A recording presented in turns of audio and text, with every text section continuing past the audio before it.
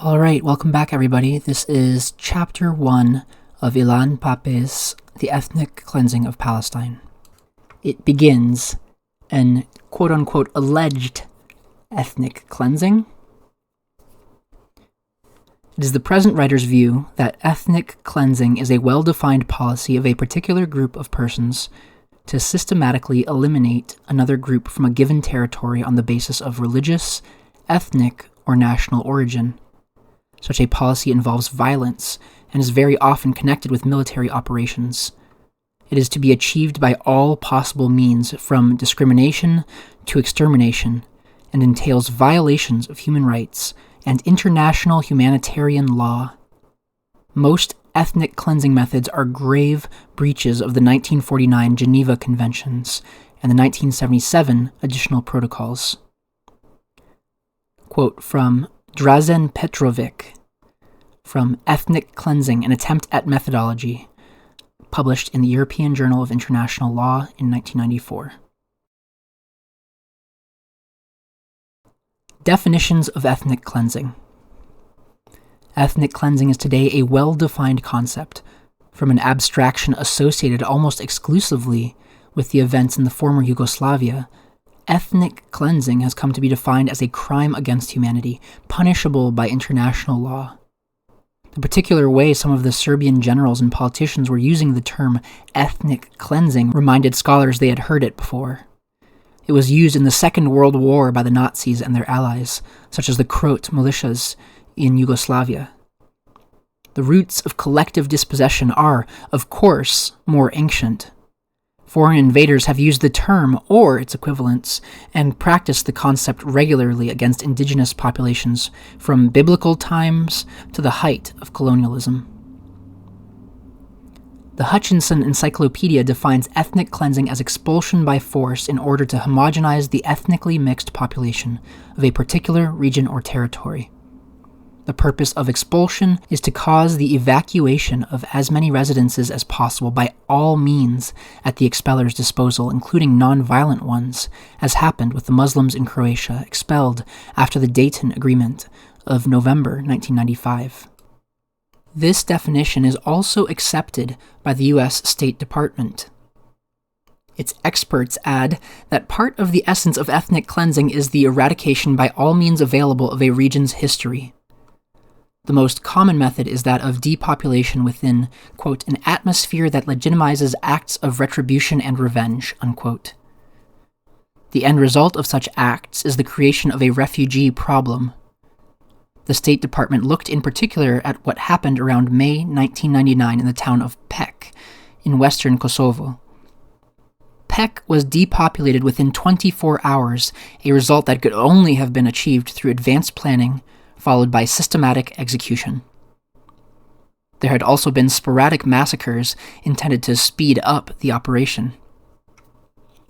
What happened in Pek in 1999 took place in almost the same manner in hundreds of Palestinian villages in 1948.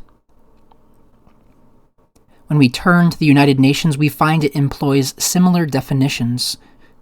The organization discussed the concept seriously in 1993. The UN's Council for Human Rights, UNCHR, links a state's or a regime's desire to impose ethnic rule on a mixed area, such as the making of Greater Serbia, with the use of acts of expulsion and other violent means. The report the UNCHR published defined acts of ethnic cleansing as including, quote, separation of men from women, detention of men, explosion of houses, unquote, and subsequently repopulating the remaining houses with another ethnic group. In certain places in Kosovo, the report noted, Muslim militias had put up resistance. Where this resistance had been stubborn, the expulsion entailed massacres. Israel's 1948 Plan D, mentioned in the preface, contains a repertoire of cleansing methods that one by one fit the means the UN describes in its definition of ethnic cleansing and sets the background for the massacres that accompanied the massive expulsion. Such references to ethnic cleansing are also the rule within the scholarly and academic worlds. Drazen Petrovic has published one of the most comprehensive studies on definitions of ethnic cleansing. He associates ethnic cleansing with nationalism, the making of new nation-states, and national struggle. From this perspective, he exposes the close connection between politicians and the army in the perpetration of the crime and comments on the place of massacres within it. That is, the political leadership delegates the implementation of the ethnic cleansing to the military level without necessarily furnishing any systematic plans or providing explicit instructions, but with no doubt as to the overall objective. Thus, at one point, and this again mirrors exactly what happened in Palestine, the political leadership ceases to take an active part as the machinery of expulsion comes into action and rolls on, like a huge bulldozer propelled by its own inertia, only to come to a halt when it has completed its task. The people it crushes underneath and kills are of no concern to the politicians who set it in motion. Petrovic and others draw our attention to the distinction between massacres that are part of genocide, where they are premeditated, and the quote-unquote unplanned massacres that are a direct result of the hatred and vengeance whipped up against the background of a general directive from higher up to carry out an ethnic cleansing. Thus, the encyclopedia definition outlined above appears to be consonant with the more scholarly attempt to conceptualize the crime of ethnic cleansing. In both views, ethnic cleansing is an effort to render an ethnically mixed country homogeneous by expelling a particular group of people and turning them into refugees while demolishing the homes they were driven out from. There may well be a master plan, but most of the troops engaged in ethnic cleansing do not need direct orders. They know beforehand what is expected of them. Massacres accompany the operations, but where they occur, they are not part of a genocidal plan. They are a key tactic to accelerate the flight of the population earmarked for expulsion. Later on, the expelled are then erased from the country's official and popular history and excised from its collective memory. From planning stage to final execution, what occurred in Palestine in 1948 forms a clear-cut case according to these informed and scholarly definitions of ethnic cleansing. Popular definitions. The electronic encyclopedia Wikipedia is an accessible reservoir of knowledge and information. Anyone can enter it and add to or change existing definitions so that it reflects, by no means empirically, but rather intuitively, a wide public perception of a certain idea or concept. Like the scholarly and encyclopedic definitions mentioned above, Wikipedia characterizes ethnic cleansing as massive expulsion and also as a crime. I quote, "At the most general level, ethnic cleansing can be understood as the forced expulsion of a quote-unquote undesirable population from a given territory as a result of religious or ethnic discrimination, political, strategic, or ideological considerations, or a combination of these." The entry lists several cases of ethnic cleansing in the 20th century, beginning with the expulsion of the Bulgarians from Turkey in 1913, all the way up to the Israeli pullout of Jewish settlers from Gaza in 2005. The list may strike us as a bit bizarre in the way it incorporates within the same category Nazi ethnic cleansing and the removal by a sovereign state of its own people after it declared them illegal settlers.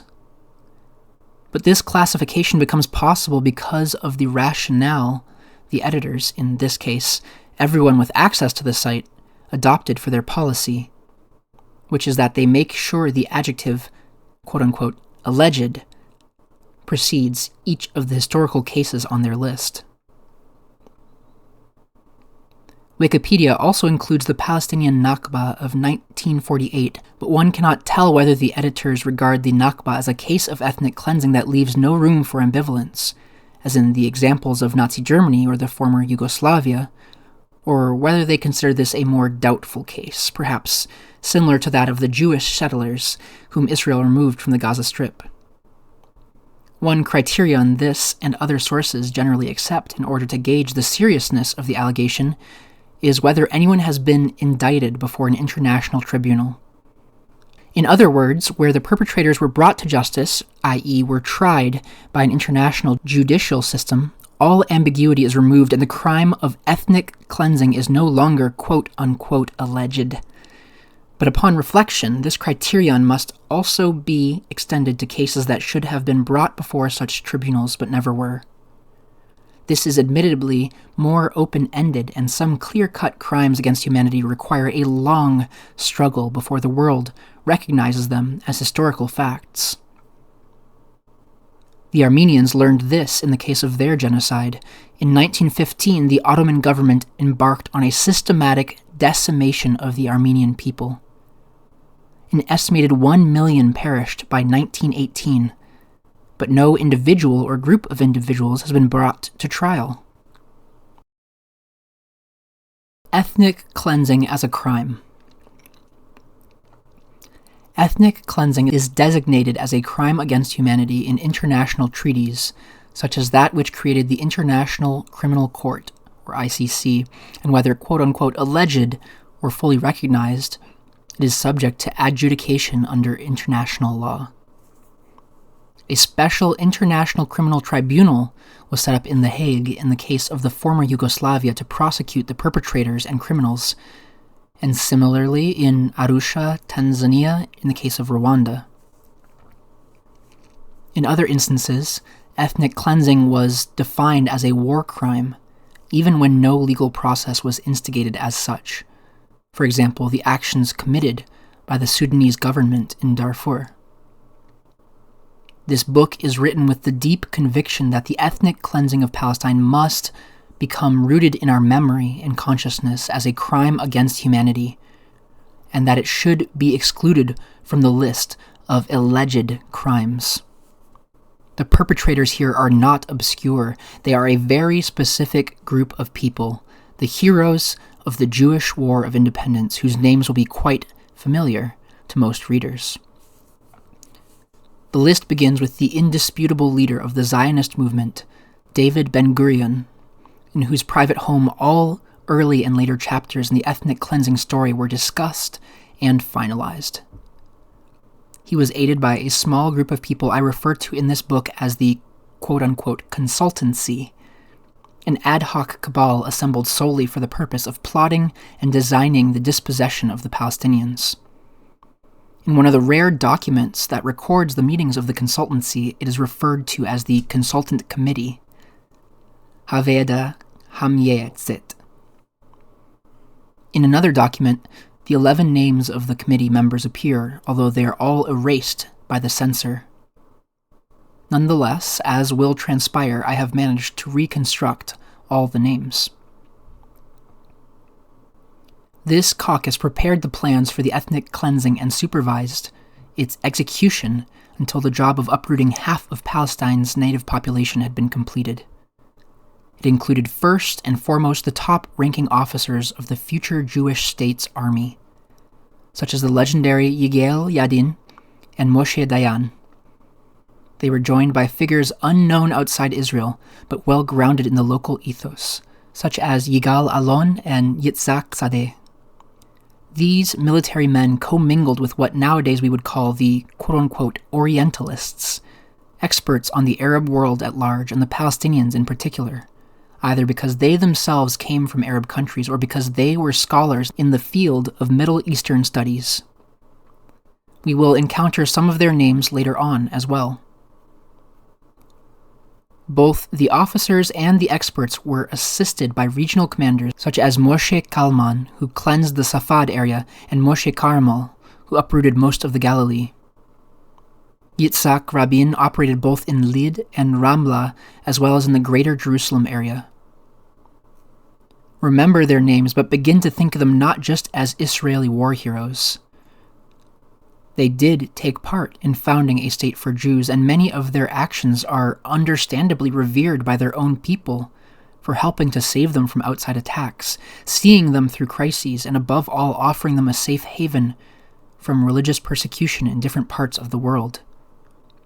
But history will judge how these achievements will ultimately weigh in the balance when the opposite scale holds the crimes they committed against the indigenous people of Palestine.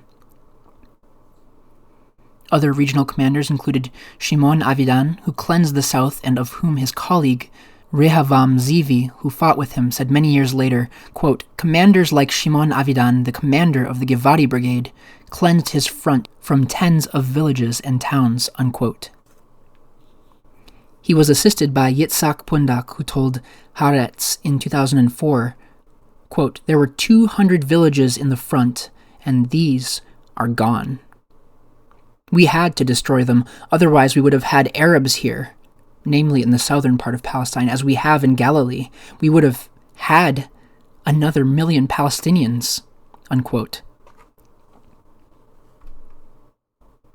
And then there were the intelligence officers on the ground. Far from being mere collectors of data on the quote-unquote enemy, they not only played a major role in the cleansing, but also took part in some of the worst atrocities that accompanied the systematic dispossession of the Palestinians.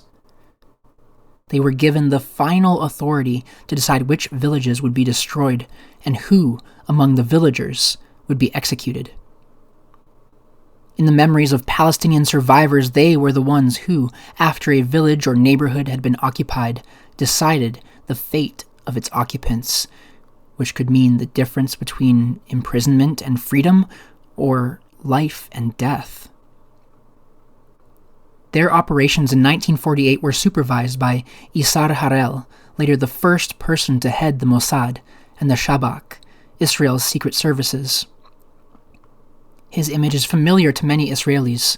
A short, bulky figure, Harel had the modest rank of colonel in 1948, but was nonetheless the most senior officer overseeing all the operations of interrogation, blacklisting, and the other oppressive features of Palestinian life under the Israeli occupation.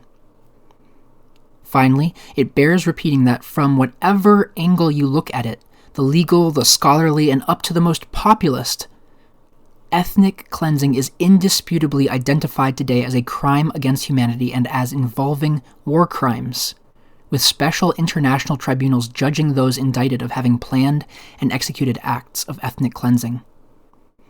However, I should now add that in hindsight we might think of applying, and quite frankly, for peace to have a chance in Palestine, we ought to apply a rule of obsolescence in this case, but on one condition, that the one political solution normally regarded as essential for reconciliation by both the United States and the United Nations is enforced here too, namely, the unconditional return of the refugees to their homes. The U.S. supported such a UN decision for Palestine, that of the 11th of December in 1948, Resolution 194, for a short, all too short while. By the spring of 1949, American policy had already been reoriented into a conspicuously pro-Israeli track, turning Washington's mediators into the opposite of honest brokers, as they largely ignored the Palestinian point of view in general, and disregarded, in particular, the Palestinian refugees' right of return. Reconstructing an ethnic cleansing. By adhering to the definition of ethnic cleansing as given above, we absolve ourselves from the need to go deeply into the origins of Zionism as the ideological cause of the ethnic cleansing. Not that the subject is not important, but it has been dealt with successfully by a number of Palestinian and Israeli scholars, such as Walid Khalidi, Nur Masalha, Gershon Shafir, and Baruch Kimmerling, among others. Although I would like to focus on the immediate background preceding the operations, it would be valuable for readers to recap the major arguments of these scholars. A good book to begin with is Nur Masalha's Expulsion of the Palestinians, which shows clearly how deeply rooted the concept of transfer was and is in Zionist political thought. From the founder of the Zionist movement, Theodor Herzl, to the main leaders of the Zionist enterprise in Palestine, cleansing the land was a valid option. As one of the movement's most liberal thinkers, Leo Motzkin, put it in 1917, quote, "Our thought is that the colonization of Palestine has to go in two directions: Jewish settlement in Eretz Israel and the resettlement of the Arabs of Eretz Israel in areas outside the country. The transfer of so many Arabs may seem, at first, unacceptable economically, but is nonetheless practical. It does not require too much money to resettle a Palestinian village on another land." Unquote. The fact that the expellers were newcomers to the country and part of a colonization project relates the case of Palestine to the colonialist history of ethnic cleansing in North and South America, Africa, and Australia, where white settlers routinely committed such crimes. This intriguing aspect of the historical instance Israel offers was the subject of several recent and excellent studies. Gershon Shafir and Baruch Kimmerling informed us about the connection between Zionism and colonialism, a nexus that can bring us, at first, to exploitation rather than expulsion. But once the idea of an exclusive Jewish economy became a central part of the vision, there was no room for Arab workers or peasants. Walid Khalidi and Sami Farsoun connected the centrality of the transfer ideology more closely to the end of the mandate, and they ask why the UN entrusted the fate of so many Palestinians to a movement that had clearly included transfer in its ideology. I will seek less to expose the ideological inclination of those involved than to highlight the systematic planning with which they turned an ethnically mixed area into a pure ethnic space. This is the purpose of my opening chapters. I will return to the ideological connection towards the end of the book when I analyze it as the only adequate explanation we have for the ethnic cleansing by Israel of the Palestinians that started in 1948 but continues in a variety of means to today. A second, more unpleasant task will be to reconstruct the methods Israel used for executing its master plan of expulsion and destruction, and examine how and to what extent these were typically affiliated with acts of ethnic cleansing. As I argued above, it seems to me that had we never heard of the events in the former Yugoslavia, but had been aware only of the case of Palestine, we would be forgiven for thinking that the US and UN definitions were inspired by the Nakba, down to almost their last minute detail. Before we delve into the history of the ethnic cleansing in Palestine and try to contemplate the implications it has had up to the present day, we should pause for a moment and think about relative numbers. The figure of 750,000 uprooted Palestinians can seem to be quote-unquote modest when set in the context of the transfer of millions of people in Europe that was an outcome of the Second World War, or the dispossessions occurring in Africa in the beginning of the 21st century. But sometimes one needs to relativize numbers and think in percentages to begin to understand the magnitude of a tragedy that engulfed the population of an entire country. Half of the indigenous people living in Palestine were driven out. Half of their villages and towns were destroyed, and only very few among them ever managed to return. But beyond numbers, it is the deep chasm between reality and representation that is most bewildering in the case of Palestine. It is indeed hard to understand, and for that matter to explain, why a crime that was perpetrated in modern times and at a juncture in history that called for foreign reporters and UN observers to be present should have been so totally ignored. And yet, there is no denying that the ethnic cleansing of 1984 has been eradicated almost totally from the collective global memory and erased from the world's conscience. Imagine that not so long ago in any given country you are familiar with, half of the entire population had been forcibly expelled within a year, half of its villages and towns wiped out, leaving behind only rubble and stones. Imagine now the possibility that somehow this act will never make it into the history books, and that all diplomatic efforts to solve the conflict that erupted in that country will totally sideline, if not ignore, this catastrophic event. I, for one, have searched in vain through the history of the world as we know it in the aftermath of the Second World War for a case of this nature and a fate of this kind. There are other, earlier cases that have fared similarly, such as the ethnic cleansing of the non-Hungarians at the end of the 19th century, the genocide of the Armenians and the Holocaust perpetrated by the Nazi occupation against traveling people, the Roma, also known as Sinti, in the 1940s. I hope in the future that Palestine will no longer be included in this list. This has been Chapter 1 of The Ethnic Cleansing of Palestine, written by Ilan Pappe in 2006 and 7, and read May of 2024, 7 months in to this new book of violence. Thank you everyone for reading with me and not allowing this brutality to be swept under the rug.